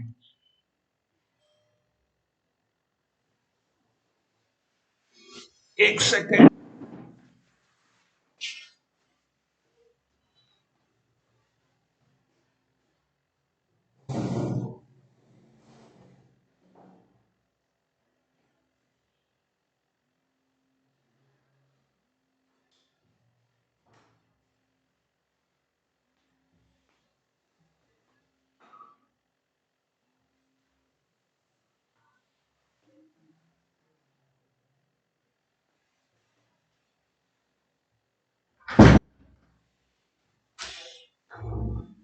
हाँ, हम लोग कहाँ पे थे? देखो, एक तरफ तो ये रूस है, एक तरफ ईरान हो गया, ठीक। एक तरफ ये पड़ता है देश अजरबैजान,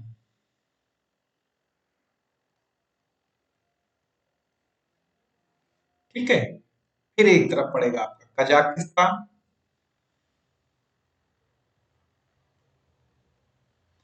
और इधर पड़ेगा आपका तुर्कमेनिस्तान,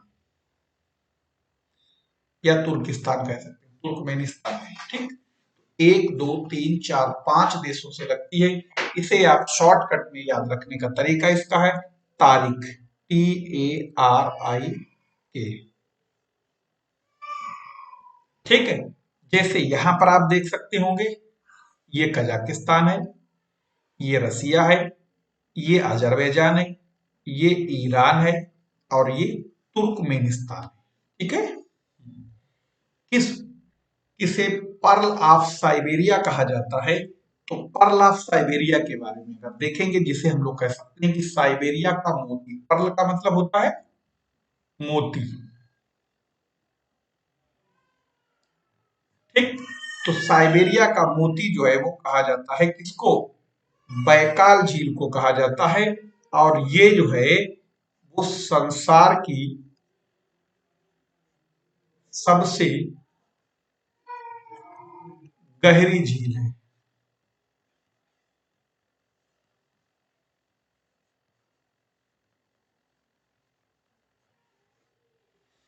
अगले सवाल पे आते हैं, कहा कि अफ्रीका महाद्वीप की सबसे बड़ी झील कौन सी है? तो अफ्रीका महाद्वीप की झील सबसे बड़ी कौन सी है? विक्टोरिया। तो अगर आप विक्टोरिया झील के किनारे वाले देशों को याद रखेंगे, तो युगांडा है, केनिया है, और तंजानिया है,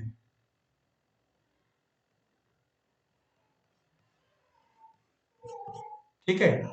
जैसे अगर आप यहां पर देखें, तो इसमें देख सकते हैं, इस वाले को अगर हम जूम करके यहाँ पर देखें, इसमें यहाँ पर देख सकते होंगे, ये देख रहे हैं, ये आपका युगांडा है, केन्या है, ये आपका तंजानिया है, इसी के बीच में ये वाला हिस्सा देख रहे हैं, ठीक है। अब अगले सवाल पे चलते हैं, करा निम्नलिखित में से वह सागर जो कि भू अवरुद्ध है, यानी कि ऐसा सागर जो पूरी तरीके से जमीन से घिरा हुआ है, यानी उसको सागर तो नहीं कह सकते हैं, उसको रियल में झील कहा जाता है। तो पूरी तरीके से जो जमीन से घिरा हुआ है वो आलू सागर है। किससे घिरा हुआ है? उज्बेकिस्तान से, और कजाकिस्तान से, दोनों से घिरा हुआ है, ये याद रखना। निम्नलिखित में से किस एक की सीमा कैस्पियन सागर से नहीं लगती? तो कैस्पियन सागर से सीमा नहीं लगती, यहाँ पर तो राजस्थान का कोई मतलब नहीं, यहाँ पर देश होने चाहिए थे कोई। तो कैस्पियन सागर से जो सीमा नहीं लगती है, अगर इन तीन विकल्प में देखेंगे, तो अर्मीनिया की नहीं लगती, बाकी सब। अमेरिका के झील प्रदेश में सम्मिलित 5 झीलों में से कौन सी पूरी तरीके से अमेरिका के अधिकार में है? ये इस पर हमने आपको पहले भी बताया था। अमेरिका में 5 झीलें हैं जिनको हम होम्स कहते हैं, और इन होम्स में जो आपकी मिशिगन झील है वो आपकी पूरी तरीके से अमेरिका के अधिकार में है, ठीक है जी। फिर आता है आपका ये झीलें। विश्व की सबसे ऊंचाई पर स्थित झील कौन सी है, जिसके बारे में पहले ही आपको बता चुके, वो है आपकी टीटीकाका, जिसे कहा जाता है संसार की सबसे ऊंचाई पर स्थित नौकागम्य झील कहा जाता है। यानी संसार की सबसे ऊंची नौकागम्य झील कहा जाता है। साथ ही साथ इसे आप एक नाम और देते हैं, इसी को कहते हैं लोग हनीमून झील। ठीक है जी हाँ। समुद्र तल से सर्वाधिक नीची झील कौन सी है? सी लेवल से अगर सबसे ज्यादा नीची झील है तो सबसे ज्यादा नीची है, वो है कौन सी? मृत सागर। कौन सी विश्व की सबसे ज्यादा गहरी झील है? सर्वाधिक गहरी झील की अगर आपसे बात करता है तो याद रखना, सबसे ज्यादा जो गहरी झील है पूरे विश्व की, वो है आपकी बैका। इसे क्या कहते हैं? ये साइबेरिया में है, रूस के साइबेरिया का मोती कहा जाता है इसी को। साइबेरिया का मोती यानी कि पर्ल ऑफ साइबेरिया कहा जाता है। ठीक है जी हाँ। विश्व में सबसे बड़ी मीठे पानी की झील अगर आपसे पूछी जाती है, जो कि हम पहले बता भी चुके हैं आपसे, तो इसका आंसर होता है अमेरिका की है सुपीरियर झील। ठीक है, सुपीरियर झील कहाँ है? United state of America. निम्नलिखित में से कौन विश्व की सबसे बड़ी झील है? यानी अगर विश्व की सबसे बड़ी झील की बात करता है तो यानी उसमें खारा और मीठा कहीं कुछ ऐसा नहीं दिया जाता है, तो भी आंसर कैस्पियन सागर होगा। अगर आपसे पूछता है कि सबसे बड़ी खारे पानी की झील, तो भी कैस्पियन सागर होता है। हाँ, जब तक उसमें ये ना कहें इसमें से मीठे पानी की झील कौन है, तब आंसर कैस्पियन सागर ही होगा। जो कि 5 देशों से इसकी सीमा लगती है, TARIK, तुर्कमेनिस्तान, अजरबैजान, रूस, ईरान और कजाकिस्तान। ठीक है, जैसे आप इसे देख सकते हैं आप।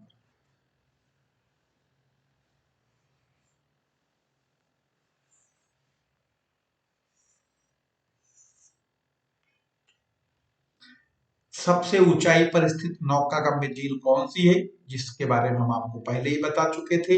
ये है आपकी टीटीकाका। कहाँ है? बोल्विया में है। बोल्विया के साथ साथ और कौन है? पेरू। विश्व की सबसे बड़ी खारे पानी की झील कौन सी है? अभी हमने आपको बताया था, खारे पानी की झील पूछा जाए या ओवरऑल विश्व की सबसे बड़ी झील की बात की जाए, तो विश्व की सबसे बड़ी खारे पानी की झील और सबसे बड़ी वैसी झील अगर ओवरऑल पूछे तो उसका आंसर एक ही हो सकता है, और वो है आपका क्या? कैस्पियन।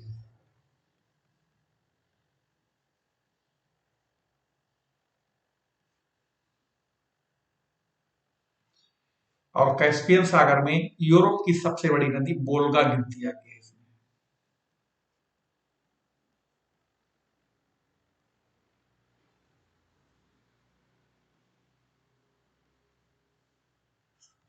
ठीक है जी हाँ, ये कैस्पियन सागर है, ये इधर से ऐसे आके वोल्गा नदी गिरती है।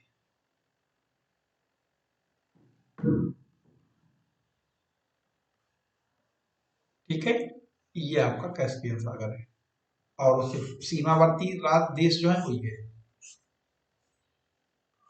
ठीक है जी। टॉनले सेप नामक झील निम्नलिखित में से किस देश में स्थित है? तो ये झील जो है वो दक्षिण पूर्व एशिया, दक्षिण पूर्व एशिया में है। इसका नाम क्या है? और किस देश में है ये? कंबोडिया में। ठीक है जी हाँ। अब हम लोग बात कर लेते हैं कुछ विश्व की प्रमुख नदियों से। ठीक है, तो निम्नलिखित में से किस देश में से अमेजन नदी बहती है, यानी अमेजन नदी में से किस देश में बहती है। आपको पता होगा कि अमेजन दक्षिण अमेरिका में बहती है। कहाँ बहती है? दक्षिण अमेरिका महाद्वीप में। ये नदी पेरू से निकलती है और अटलांटिक महासागर में गिरती है, जिसका ज्यादातर हिस्सा ब्राजील में बहता है। और इस नदी के इर्द गिर्द जो है आसपास आपको सदाबहार वन देखने को मिल जाएंगे।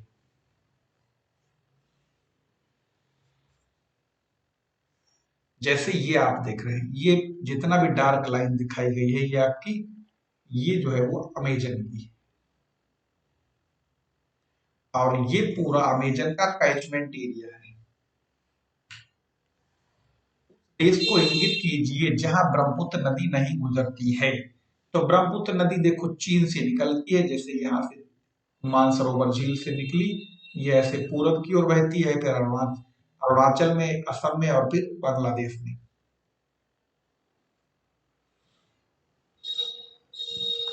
बांग्लादेश, भारत और चीन। ठीक, तो ये बहती म्यांमार से, इसका कोई लेना देना नहीं है। दक्षिण अमेरिका की सबसे बड़ी नदी, जैसा कि अभी मैं बताया था आपको, इसका सही आंसर होगा अमेजन, क्योंकि ये पहले भी बता चुके थे अभी इसके बारे में हम, क्या दोबारा बार बार फिर क्या बताएं। जैसे ये उसको आप मैप में देख सकते हैं। निम्नलिखित में से कौन सा देश नील नदी द्वारा अपवाहित नहीं होता है? नील नदी द्वारा जो अपवाहित नहीं होता है वो है आपका इसमें से कौन सा? जी, जैसे आप ये देख रहे हैं, नील नदी यहां से निकली, ये व्हाइट नील के रूप में, यहां से एक नीली नील आके मिलती है, आगे जाके ये नील यहाँ पर ऐसे देखो ये जाके गिरी, और ये आपकी स्वेज कैनाल है।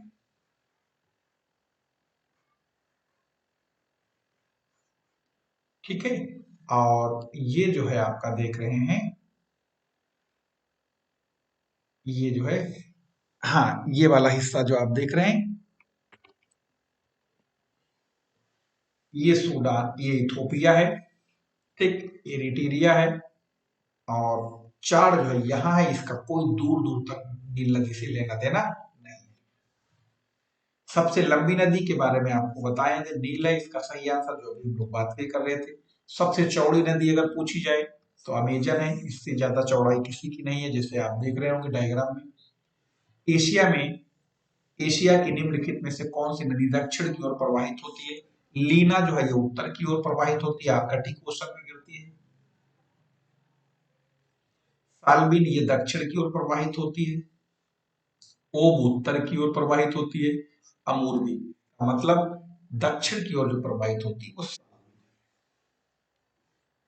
निम्नलिखित में से कौन अफ्रीका की प्रमुख मुख्य रूप से दक्षिण, वो निम्नलिखित में से कौन सी मुख्य रूप से दक्षिण अफ्रीका में बहती है? तो दक्षिण अफ्रीका में एक नदी बहती है जिसे कहा जाता है ऑरेंज। और भी एक नदी बहती है जिसे कहते हैं लिम्पोपो। और जो लिम्पोपो है वो आप, वो नदी जो है वो अ, मकर रेखा को 2 बार काटती है। कितनी बार? 2 बार।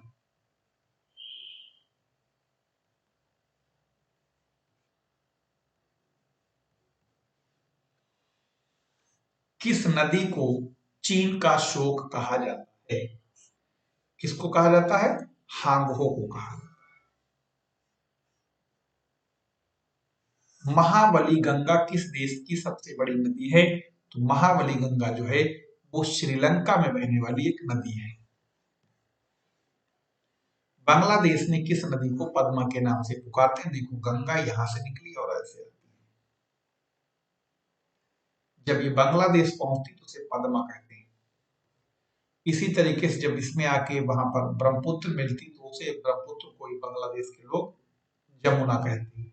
तो यहाँ पर यानी बांग्लादेश में गंगा और पद्मा और जमुना का मिलन होता है, यानी वो लोग इसे गंगा को बोलते हैं। वहां पर विश्व की सर्वाधिक विश्वासघाती नदी किसे कहा जाता है? एक चीन में नदी बहती है, हांगो, इसे पीली नदी भी कहते हैं। इसका ठीक काम वैसे है जैसे बिहार के मामले में कोसी का है। बिहार के मामले में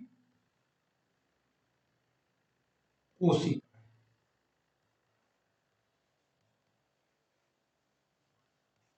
ठीक जी। निम्नलिखित नदियों में से कौन सी विषुवत रेखा को दो बार काटती है? तो इनमें से कौन सी नदी है जो विषुवत रेखा को दो बार काटती है? वो कौन सी है? अभी हमने आपको बताया था, इसमें एक नदी है जायरे, इसी को कहा जाता है कांगो। कांगो नदी या जायरे। ठीक है जी हाँ। तो यहां पर आप देख सकते हैं ये लिम्पोपो है जो कि मकर रेखा को दो बार काट रही है।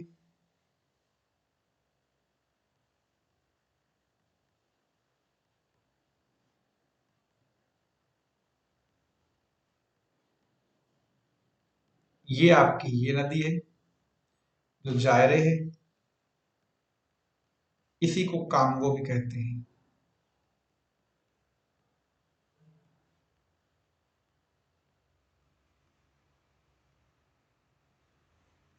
ठीक जी हाँ।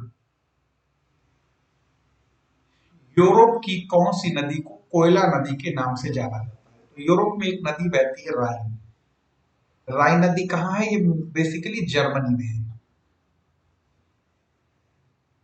और इसे कहा जाता है किसकी? जर्मनी की जीवन रेखा।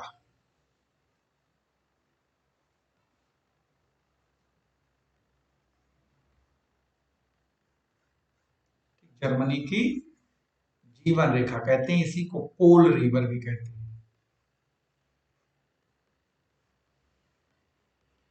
साथ साथ इसी को कहते हैं क्या? जैविक मरुस्थल। इससे अगर कंपेयर की जाए तो भारत की एक नदी है जिसकी इससे कंपेयर हो सकती है और वो है दामोदर।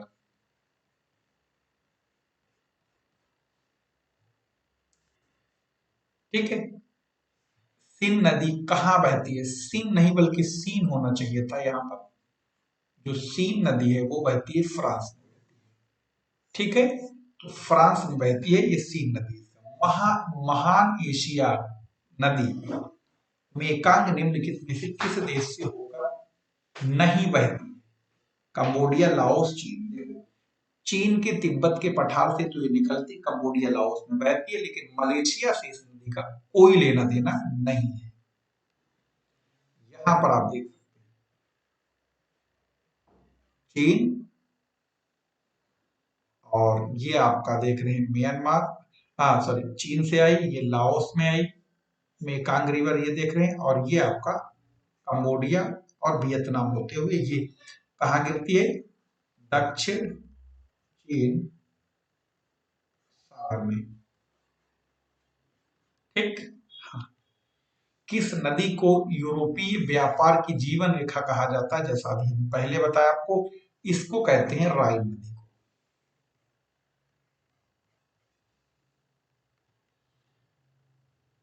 पराना तथा पराग्वे नदियों का संगम के पश्चात इसका नाम क्या हो सकता है? तो इसको कहा जाता है, पराना और पराग्वे का जब संगम हो जाता है नदी को फिर नाम दे देते हैं ला प्लाटा। और ये नाम, ये जो है ला प्लाटा की खाड़ी में गिरती है।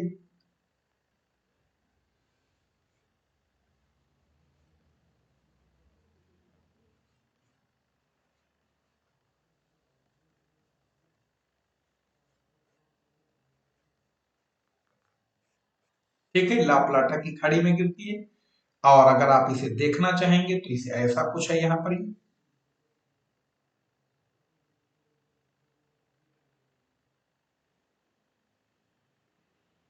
ये दक्षिण अमेरिका, ये यहां पर आके गिरती है।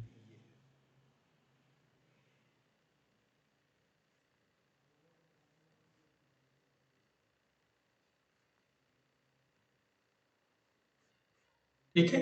हाँ, और अब मेजर यहाँ से यूं करती है,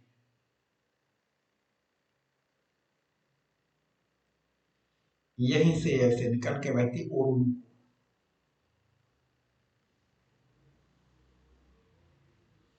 और इसी महाद्वीप में ये आपका जो है वो ऐसे, ये जो काली वाली लाइन है ये एंडीज पर्वत है। यहाँ पर देखेंगे ये सब आपको एवरग्रीन फॉरेस्ट दिखाई देंगे सदाबहार।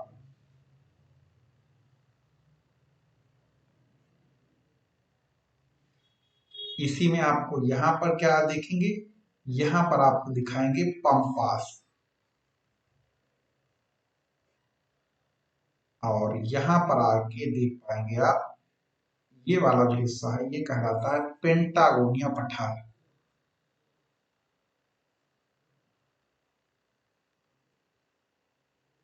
कहाँ है पेंटागोनिया? ये अर्जेंटीना में।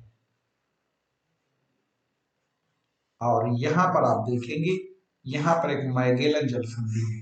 कौन सी?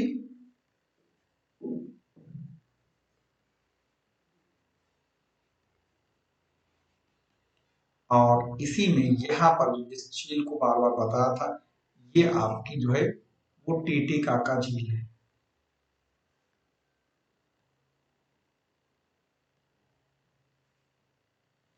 ठीक, और ये पूरा ये देश जो है ज्यादा ये सब बड़ा है ब्राजील।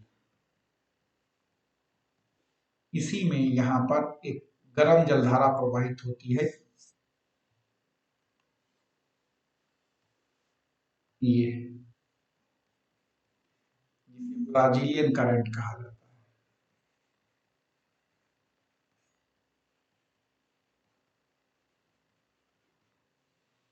और यहाँ से इक्वेटर जाती है भूमध्य रेखा। ठीक, याद रखिए। रूस की सबसे महत्वपूर्ण नदी कौन सी है? देखो, रूस की सबसे महत्वपूर्ण नदी जो है वो वोल्गा है। ठीक है। और ये वोल्गा जो है वो यूरोप की सबसे बड़ी नदी है। कहाँ गिरती है? कैस्पियन सागर में।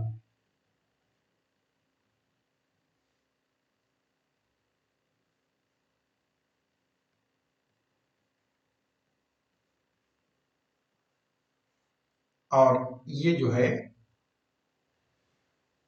जबकि अगर यूरोप की जीवन रेखा के बारे में पूछ ले तो ये डेन्यूब नदी है यूरोप में है, इसे यूरोप की सॉरी यूरोप क्या कर रहे हैं जीवन, सॉरी जीवन रेखा नहीं, यूरोप की जीवन रेखा के बारे में अगर पूछ ले तो इसे राइन को कहा जाता है। ठीक है। हाँ, और ये कैस्पियन सागर में गिरती है, बहुत बड़ी नदी है। और भी रूस की जो नदियां हैं उनमें आपकी ओब है, नीस आपकी ओब के साथ लीना है, एनसी है। ये सारी नदियां हैं जो कि ज्यादातर ये सारी तीनों नदियां जो हैं वो आर्कटिक ओशन में गिरती हैं।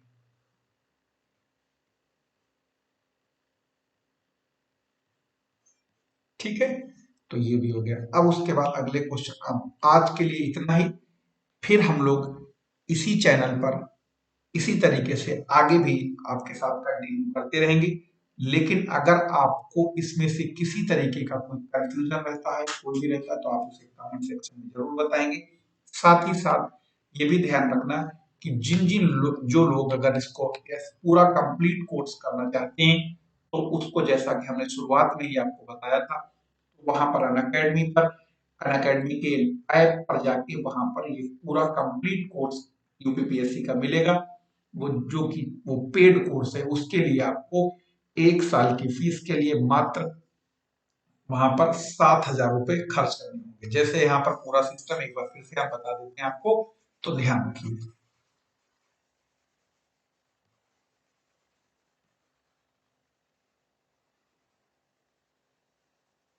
यहाँ पर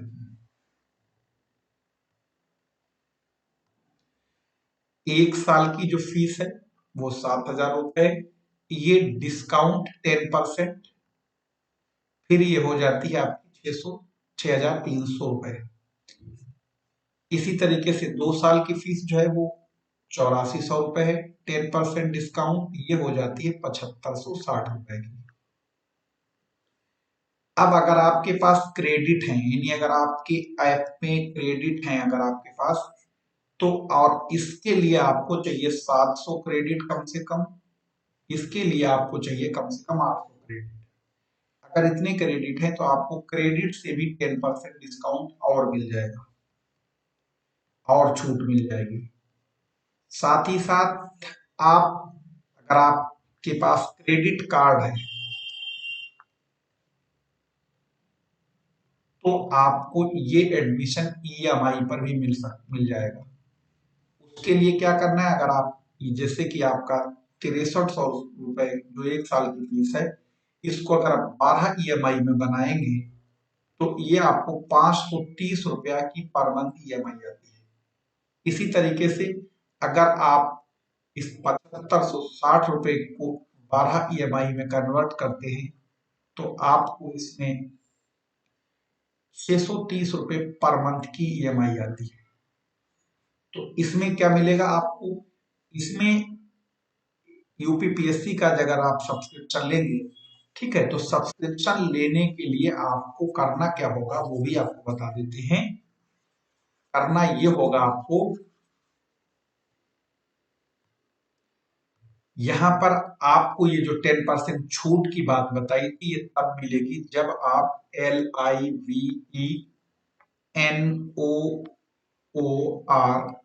इस कोड का यूज करेंगे, इस कोड को यूज करें, छूट मिल जाएगी 10%। साथ ही साथ इसमें मिलेगा क्या, इसमें आपको यूपी पीसीएस का सभी सारे बैच, जैसे आपको इसमें एक यूपी प्रॉपर पीसीएस के साथ साथ आरओ एआरओ का भी बैच मिलेगा उसी फीस में। आपको यूपी ट्रिपल एससी, यानी कि जिसे हम लोग अधीनस्थ लोक सेवा आयोग बोलते हैं, जिसका मुख्यालय लखनऊ में है, उसके सारे बैच मिल जाएंगे, या यूं कहो लोअर पीसीएस। उसके साथ साथ आपको इसमें जो लेखपाल का बैच है वो मिल जाएगा, और इसमें आपको history, geography, polity, science, current affairs, agriculture, ecology, census, math, reasoning, English, इन सब कुछ मिल जाएगा जितना भी आपके एग्जाम में पूछा जाता है। तो इसको अनअकैडमी लर्निंग ऐप पर जाइए, वहां से अनअकैडमी का प्लस कोर्स को लीजिए, जिसमें आपको घर बैठे सबसे सस्ता और सबसे अच्छा और सबसे भरोसेमंद कंटेंट मिलेगा, जो आपके किसी भी एग्जाम के स्टेट पीएससी के लिए आपके लिए बहुत ज्यादा कारण होगा। साथ ही साथ अनअकैडमी के किसी भी सब्सक्रिप्शन पर, ये नहीं कि यूपीपीएससी, किसी भी सब्सक्रिप्शन पर, जैसे आईआईटी, नीट, पीएमटी, किसी पर भी अगर आप लेना चाहते हैं तो इसको कोड को यूज करने पर आपको तुरंत 10% का हम लोग मिलेंगे अनअकैडमी लर्निंग ऐप पर प्लस कोर्स में। धन्यवाद।